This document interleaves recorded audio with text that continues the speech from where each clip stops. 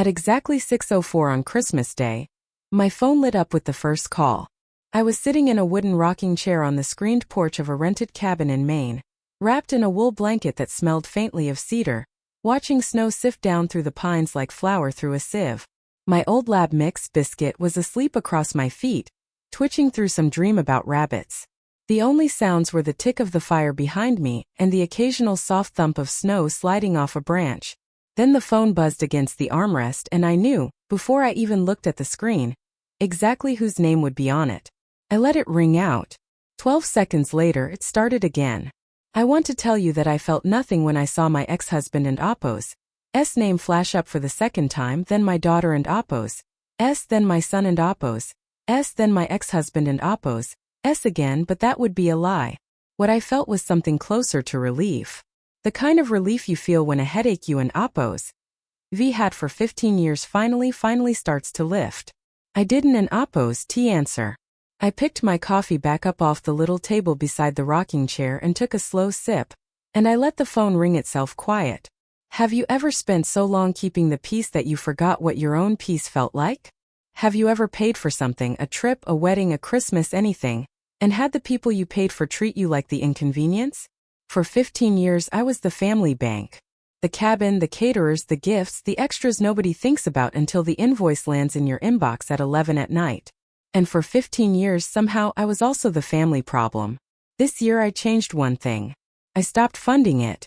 And at 6:04 that evening, in a cabin 400 miles from where they were standing in a parking lot with their suitcases, the bill for 15 years of silence finally came due. Theirs, not mine. Before I tell you how we got here, let me ask you something. Has anyone in your life ever treated your generosity like it was owed to them? Tell me in the comments where you and Appo's. Rewatching from tonight, I love knowing how far this reaches. Because what happened at 6:04 didn't end Appo's start that afternoon. It started 16 years earlier in a courtroom with a signature and a promise I didn't and Appo's fully understand I was making. Part 1: The Long Bill. My name is Margaret, everyone calls me Meg. And I was married to a man named Peter Halloway for 11 years before we divorced. Peter wasn't an Appo's cruel. I want to be fair about that because it would be easy to make him the villain of this story, and he isn't an Appo's not entirely. He was distracted, and later he was gone more than he was home, and by the time our daughter Claire was 9 and our son Jonah was 6, we both understood that the marriage had quietly ended long before either of us said it out loud. What didn't an Appo's end was Christmas. When the kids were small, I understood why we kept doing it together. Peter, me, and whichever new partner one of us happened to be seeing that year, all crammed into some rented house for 4 days of forced cheer. I didn't and Appo's want Claire and Jonah shuttling between 2 separate, smaller Christmases, feeling like they had to divide their loyalty along with their gift list. So when Peter suggested that first December after the divorce was finalized, that we split a cabin in Aspen the way we used to before everything fell apart, I said yes. That first year was good. I mean that honestly, it was good. We rented something modest, we all 4 packed into the kitchen making cinnamon rolls on Christmas morning, and for 3 days nobody mentioned the divorce, or the affair Peter never quite admitted to, or the 11 years I and Appo's spent making myself smaller so he and Appo's have more room. We were just people who used to be a family being a family again for a little while. I didn't and Appo's know that year that I was setting a precedent that would take 15 Christmases and one very expensive parking lot to unwind. Because it didn't and Appo's stay modest. It never does. The next year the cabin was bigger. Claire wanted a hot tub, someone said, though I never did find out who someone was. The year after that, Peter had lost his job at the dealership and quietly stopped contributing to the rental, and I didn't and Appo's push it because pushing it felt like admitting the whole arrangement had a price tag, and I still wanted to believe it was about the kids. By the time Claire was 17 and Jonah was 14, the Christmas trip had become something else entirely. It had become a production with a single, unspoken producer, me. I remember the year Jonah asked for a pair of sneakers that cost more than my first car payment. I bought them.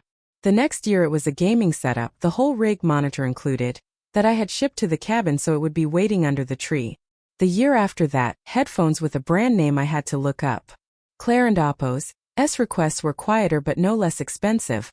a particular shade of cashmere sweater, a spa day added to the trip and quote, since we and Oppos, re already spending so much and quote, a necklace she and Oppos, D seen on a girl at school.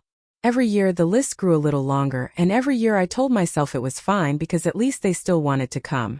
Peter had opinions too, even though by year 6 or 7 he and Oppos, D stopped paying for anything at all. The cabin needed a better view, he and Oppos, D say, forwarding me a listing without comment, as if the listing itself were the request.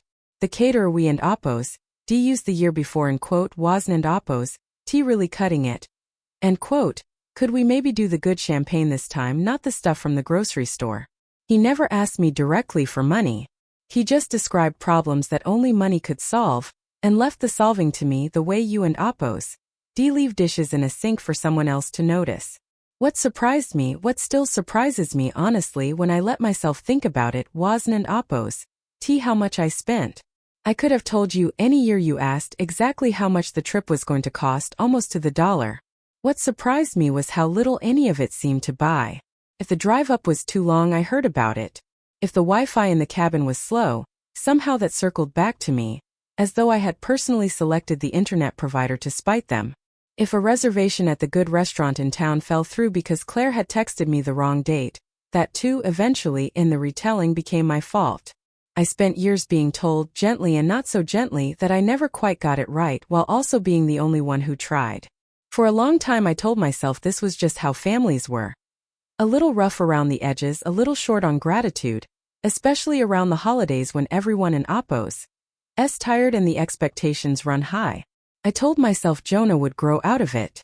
I told myself Claire and Oppos' coldness was a teenager thing, then a college thing, then a and quote, she and Oppos' figuring out her 20s and quote thing. I told myself Peter and Oppos' demands routed to me through the kids or through a forwarded email were just his way of staying connected to a family he no longer fully belonged to.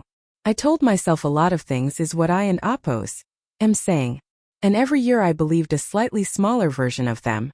There was one thing though that I noticed and didn't and Oppos, T want to look at directly the way you Don and Oppos, T look directly at the sun. Nobody in 15 years ever asked me how I was doing. Not once in any December did anyone say, Meg, is this trip working for you? Can you actually afford this? Do you even want to go? The only question that ever reliably came my way, in one form or another, was some version of, is it handled? Is the cabin booked? Is the catering confirmed? Is the gift list taken care of? Is it handled, Mom? Is it handled, Meg? It took me an embarrassingly long time to understand what that question actually meant. It didn't in Oppos. T mean are you okay? It meant is the machine still running? And I was the machine. Part 2 The Watch. Last Christmas should have been the one where it all finally clicked into place. That and Oppos' what I told myself while I was signing off on invoice after invoice in November and December. The way you tell yourself the story is about to turn a corner right up until the moment it doesn't and Oppos' The cabin that year cost more than some people and Oppos' mortgage payments, a 6-bedroom place outside Aspen with floor-to-ceiling windows and a chef and Oppos' kitchen nobody but the caterer ever used. Then the catering itself, a 5-course Christmas dinner with a wine pairing Peter had specifically requested and quote, since we and Oppos, redoing it properly this year, and quote, then the gifts. Then the incidentals, the ski passes nobody used because it snowed too hard to go out, the extra night because Claire and Oppos' flight got moved, the tip for the property manager who unlocked the hot tub cover twice a day. By the time everyone had arrived on the 23rd, I and Oppos' spent just over $11,000 and I want to be honest with you. The money itself wasn't and Oppos' what stung. What I wanted, the only thing I actually wanted, was to watch my children enjoy a holiday I and Oppos' built for them without complaint trailing behind it like a shadow. For about 6 hours on Christmas Eve I actually got that. The fire was going, the table was covered in more food than 4 people could eat in a week, the tree, a real one, delivered and set up before we arrived, because at that point I and Oppos' stopped even trying to do things the normal way, was lit up in the corner with everyone and Oppos' gifts stacked beneath it. I remember standing in the kitchen doorway around 9 that night, watching Jonah and Claire laugh at something on Peter and Oppos' phone and thinking quite clearly, maybe this is the year it finally feels like it and Oppos' worth it. Christmas morning, Jonah unwrapped the gift I had spent 3 weeks tracking down, a watch he and Oppos. D been not subtly hinting about since October, a brand I and Oppos. D never heard of until I started researching it, the kind of thing that requires you to get on a waitlist and then still pay full price when your name finally comes up. He opened the box and for maybe 4 full minutes he looked genuinely delighted. He put it on.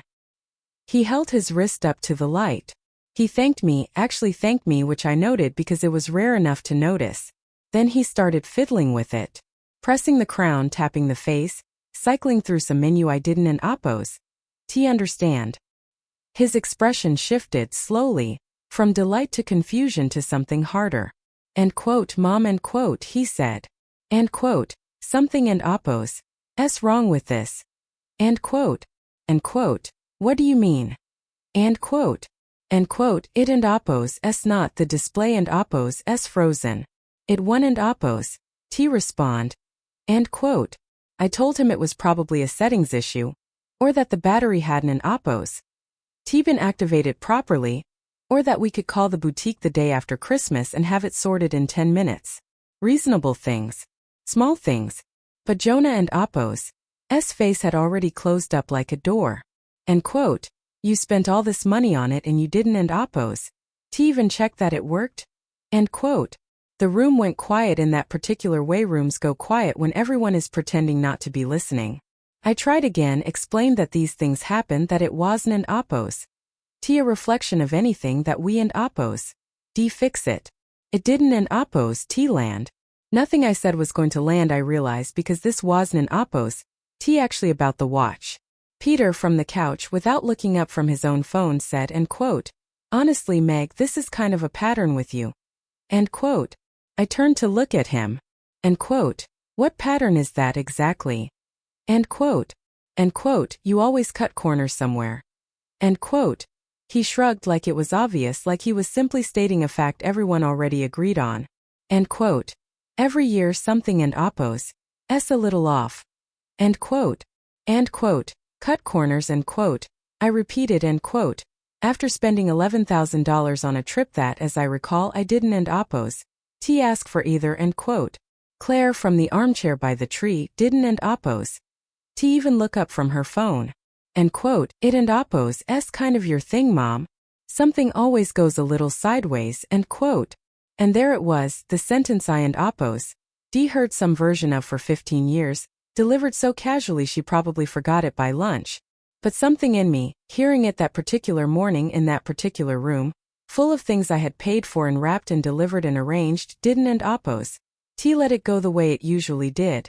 I looked around while the conversation drifted on without me. At the plates from breakfast still on the table, at the wrapping paper scattered across the floor, at the tree, the fire, the 6 bedrooms, the wine I and Oppos. D had shipped in from 3 states away. Every single object in that room had my name attached to it in some invisible, unspoken way.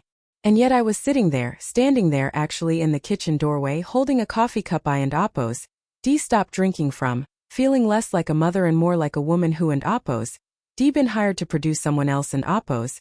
S holiday and was once again being reviewed unfavorably for the job. The conversation moved on the way these things always did. Someone put music on. Jonah eventually found the manual and got the watch working himself, and didn't an Oppos. T mentioned it again. Wine was poured. Laughter came back into the room like nothing had happened, because as far as everyone else was concerned, nothing had. But something had happened. Something in me had finally, quietly stopped making excuses on their behalf.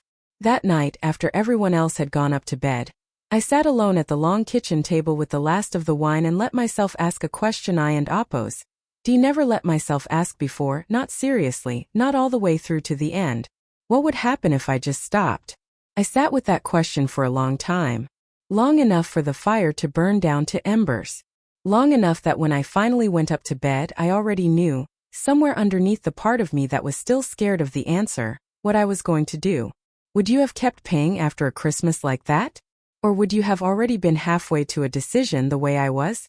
Tell me honestly, I want to know if I and Oppos am the only one who took this long to see it. Part 3, the quiet season. Here and Oppos. S something I didn't and Oppos. T expect. Deciding to stop was the easy part. living inside that decision for 4 months in silence while everyone around me assumed nothing had changed, that was the hard part. By February, I and Oppos. Almost convinced myself I and Oppos. Imagined the clarity of that night at the kitchen table. Life went back to its normal shape. I went to work. I took Biscuit on his walks. I talked to Claire on the phone every couple of weeks, the conversations light and short, always ending with her saying she had to go. I talked to Jonah less, mostly through text, mostly logistical. Peter and I exchanged maybe 4 sentences a month, usually about something practical. Then in April, an email arrived from the property management company that had handled the Aspen cabin the year before. Loyalty offer, for early booking, a discount if I locked in the same dates for the following December. I read it twice. I didn't and Oppos respond. I told myself I and Oppos. Think about it later, which was I and Oppos. Am aware now, exactly the kind of thing I used to tell myself about everything. I want to be honest about something else too, because I think it makes the rest of this story more true, not less. I almost broke. In November, with the holidays creeping closer and old muscle memory kicking in hard, I actually opened the booking site for a cabin outside Aspen, a smaller one, more modest than the year before, as if that would somehow make the whole thing feel less like a repeat of the same mistake. I got as far as entering the dates. I sat there with my cursor hovering over the reserve button for what felt like a very long time. What stopped me wasn't an Oppos' willpower exactly. It was a memory, Jonah and Oppos' voice flat and certain. You always cut corners somewhere. Not because the words themselves hurt anymore so much as because I suddenly understood what would happen if I booked that cabin. I would spend the next 6 weeks doing exactly what I and Oppos' done every year before, chasing caterers, managing a gift list, absorbing complaints. And I would arrive at Christmas exhausted and quietly resentful, and nothing at all would have changed. The pattern wasn't an Oppos' going to break itself. It had never once in 15 years broken itself. I closed the tab. I didn't an Oppos' book anything. And for the first time since that night at the kitchen table, the decision stopped being a thought and started being a fact. The family group chat came alive again in October the way it did every year, right on schedule. Peter sent the first message, a link to a listing outside Aspen bigger than the year before, with a note that just said, "This one has the view we talked about." We hadn't and Oppos' talked about anything, but I understood by then that in Peter and Oppos' messages usually meant a conversation that had happened entirely inside his own head. Claire chimed in a few days later with a wish list. Not gifts this time, but experiences. A private ski lesson. A specific spa package she and Oppos' seen tagged by an influencer. She didn't and Oppos' ask if any of it was feasible. She simply assumed, the way she and Oppos' been trained to assume, that listing it was the same as requesting it, and requesting it was the same as receiving it.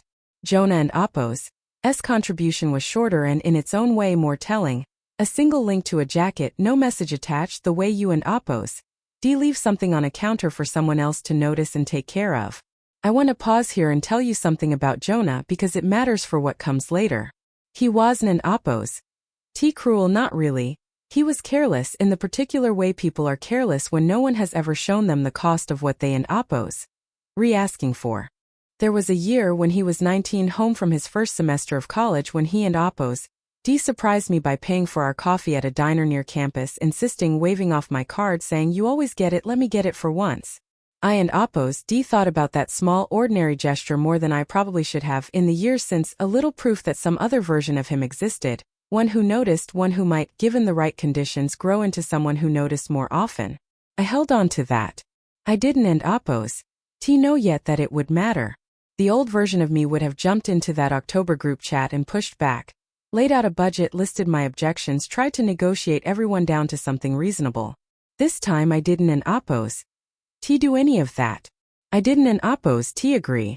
I didn't and Oppos' argue. I simply didn't and Oppos' respond. Days passed. Then weeks. The messages kept coming, more links, more suggestions, an increasingly detailed picture of a Christmas nobody was actually planning to pay for except, as always, me. Nobody noticed my silence as silence. They read it, I think, as busyness or as the normal quiet that came before I eventually handled everything. Because that and Oppos' what 15 years teaches people. Not that you and Oppos' I'll say yes. That you don and Oppos? To even need to be asked. In late November, the reminder emails started. The property manager wanting a deposit. The caterer Peter had specifically requested wanting confirmation and a 50% prepayment. A boutique in Aspen following up about hold on gifts someone had apparently walked in and set aside without telling me. I read every one of them. I didn't and Oppos. T respond to any of them. It wasn't an Oppos. T cruelty, or at least it didn't an Oppos. T feel like cruelty from where I was sitting. It felt like finally putting down something I and Oppos.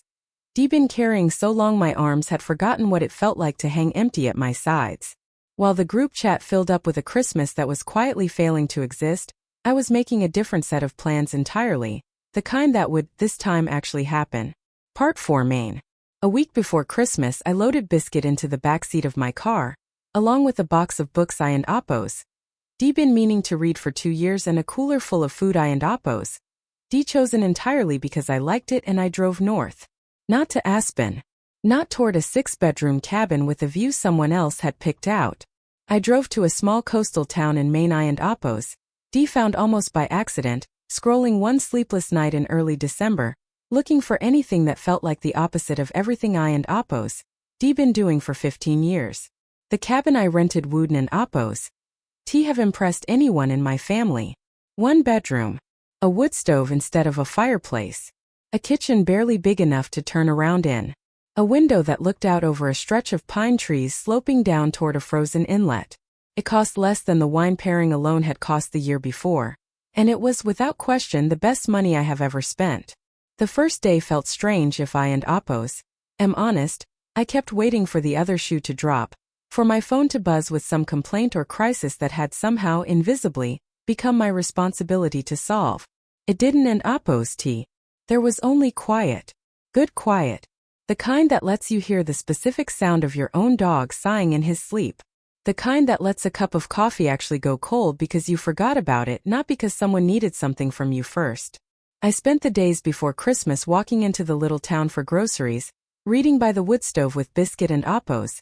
Head heavy on my foot, watching families in matching hats haul trees and gift bags down the main street. It was, without a single luxury attached to it, the most relaxed I had felt in over a decade. Somewhere around the third day, I had a small, surprising realization. I didn't and Oppos. Miss Aspen at all. I had never missed Aspen, not really. What I had missed all those years was the idea of what Aspen was supposed to be, the version where everyone was grateful, where the trip actually meant what I wanted it to mean. That version had never existed. I had just kept paying to audition for it. Christmas morning came in clean and cold, with new snow on the ground and a sky so blue it looked deliberate. I made breakfast for one, took Biscuit down to the inlet and back, and let myself feel, for the first time in longer than I could easily account for, entirely unhurried. But I won and Oppos. T pretend I spent the day free of my phone. I checked the time more than I needed to all afternoon because I knew, the way you know a storm is coming from the particular color of the sky, exactly when reality was going to arrive for the people who were in and Oppos. T in Maine with me. They always flew into Aspen on the 24th. They always checked into the cabin sometime in the late afternoon. Dinner, when there was a caterer, was usually served around 6.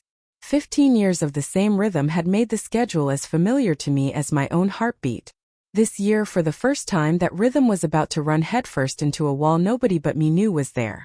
At 6:04 my phone lit up. Part 5 The call. The first call was from Peter. I watched it ring, watched it stop, watched it start again 12 seconds later. Before that second call ended, Claire and Oppos' name appeared. Then Jonah and Oppos', then Peter again. Within minutes my screen had turned into something closer to an alarm than a phone. Call after call, text after text, voicemail stacking on voicemail. I set my coffee down on the little table beside the rocking chair, and watched the notifications climb. Right on schedule. The first text from Peter read, "Call me now." The second, a minute later, "Meg, where are you?" Claire and Oppos' first message came in all caps, the kind of caps that mean the person typing them has stopped thinking in full sentences. Jonah and Oppos' messages were different, shorter, and underneath the frustration, something that read more like confusion. "Mom, is everything okay? What in Oppos' going on with the cabin?" I opened one of the voicemails. The situation, once I heard it laid out in Peter and Appo's clipped, irritated voice, was exactly what I and Appo's expected. The property management company had turned them away at the door. No final payment had ever been received, which meant no reservation, which meant no key, no 6 bedrooms, no view. In the same call, or maybe the next one, I honestly can and Appo's remember which, I learned the caterer had cancelled as well, the prepayment deadline having quietly come and gone in early December along with everything else I had, and Appo's confirmed. No cabin. No dinner. No Christmas in any of the forms they had learned over 15 years to expect. Just a parking lot in Aspen, several suitcases, and a family standing in the cold discovering, all at once, exactly how much invisible labor had been holding their holiday together. The messages kept coming, more frantic with each one. Peter wanted an explanation. Claire wanted anyone, to fix it immediately the way things had always eventually gotten fixed. Jonah and Appo's texts were the only ones that didn't, and Appo's demand anything. They just kept asking in slightly different words if I was okay. What struck me most, sitting there with the phone buzzing itself into a low hum against the wooden table, wasn't and Appo's that they were upset. Of course they were upset. What struck me was that every single message, panicked or furious or confused, carried the same unspoken assumption underneath it, that I would, of course, step in and solve it. That even now, after 4 months of silence, after every unpaid deposit and unconfirmed reservation, their first instinct wasn't and Appo's to solve the problem themselves. It was to call the person who always had.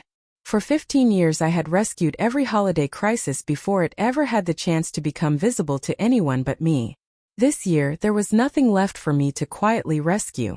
There was only the thing itself, sitting out in the open where everyone could finally see it. I could have called back immediately. I could have gotten on the phone with the property manager and talked my way into a last-minute exception the way I and Appo's talked my way into a dozen exceptions over the years.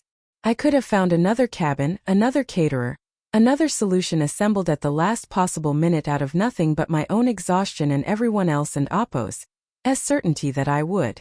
That was exactly what the old version of me would have done, and done gladly, and then quietly resented for the following 11 months. Instead I stood up, walked into the little kitchen, and put on a fresh pot of coffee. I stood at the counter and listened to it drip. Then I carried my cup back out to the porch, wrapped myself back up in the blanket, and sat down across from a phone that would not stop vibrating. Snow kept drifting down through the pines, unbothered by any of it. Call, text, voicemail. Call, text, voicemail. For once in 15 years I didn't and Appo's rush toward making everything better.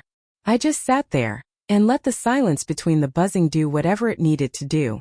Because sometimes the truest answer you can give someone is no answer at all, at least not yet.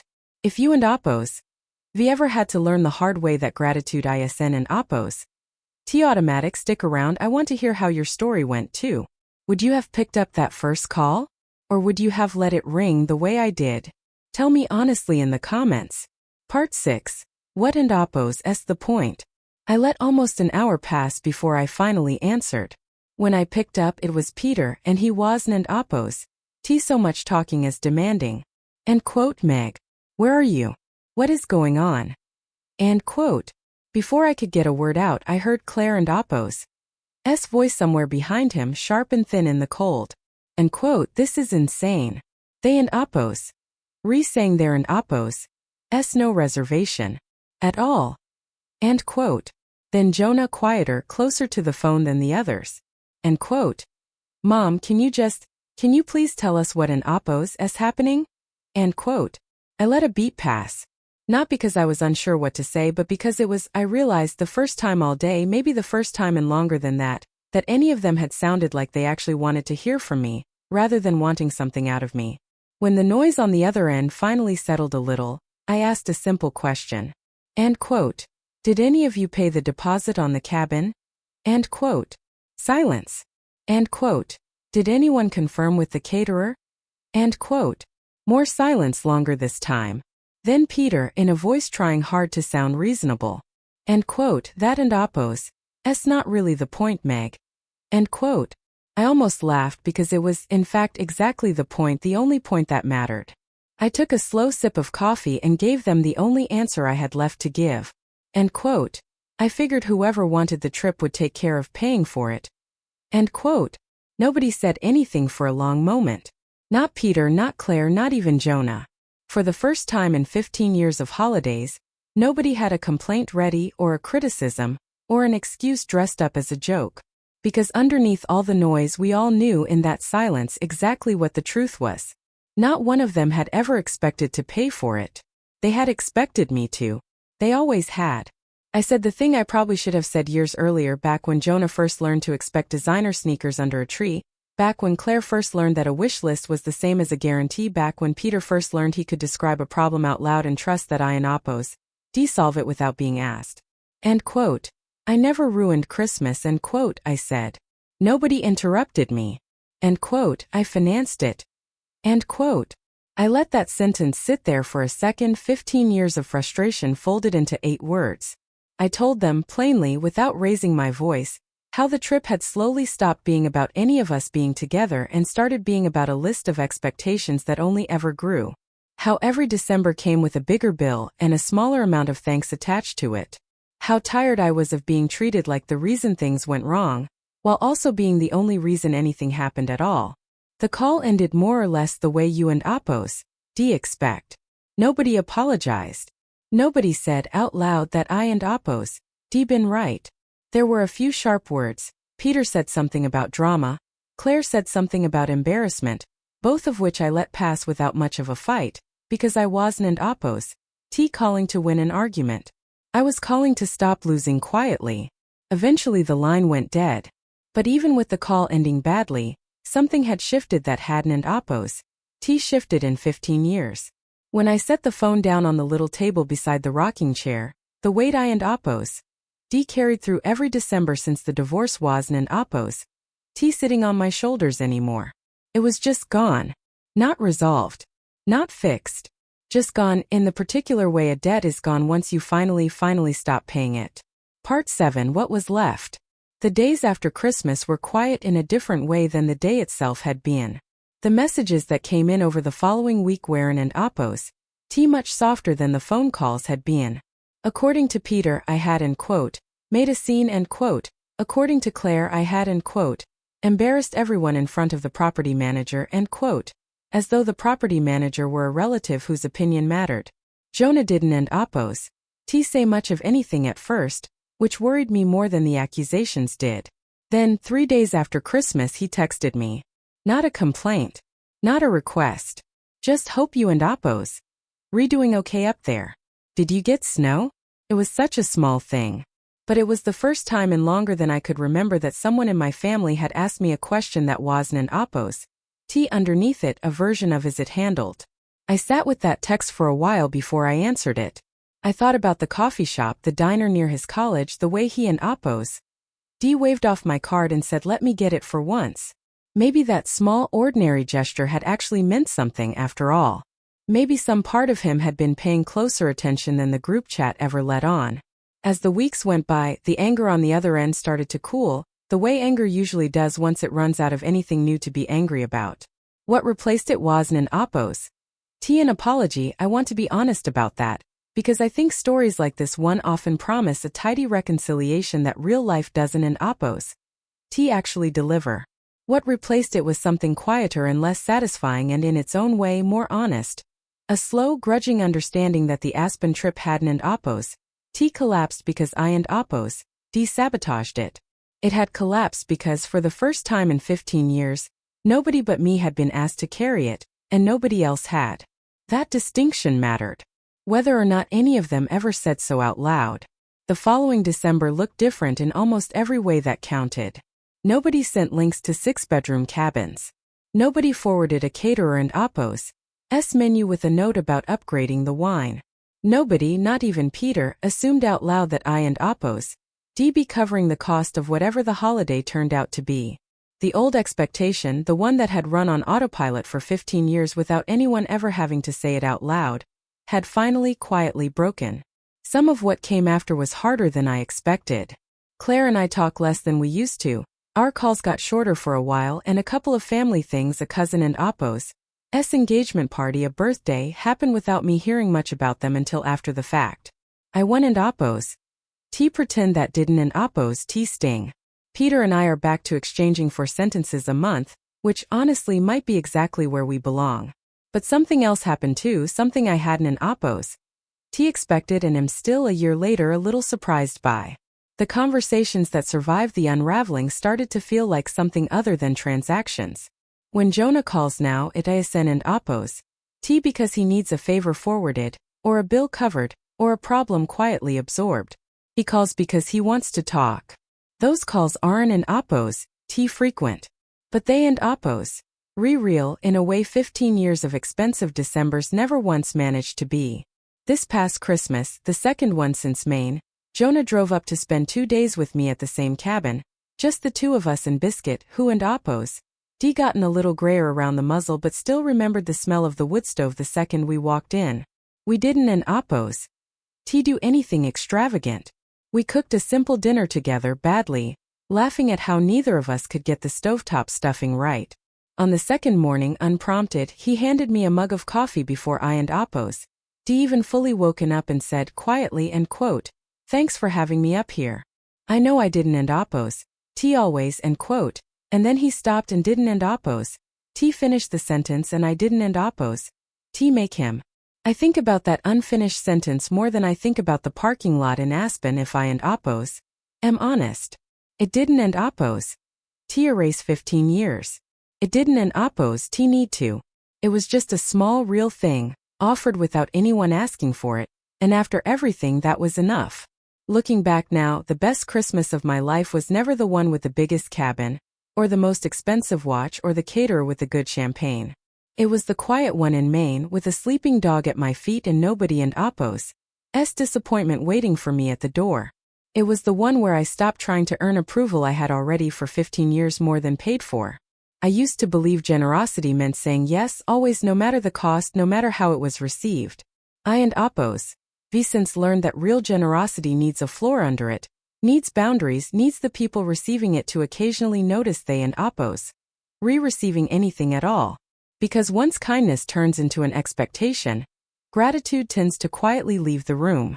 And sometimes the healthiest thing you can do, even for the people you love most, is stop carrying what was never yours to carry alone in the first place. 604 didn't and oppose. T ruin anyone and oppose, S Christmas. It just finally showed everyone, including me, who that Christmas had actually belonged to all along.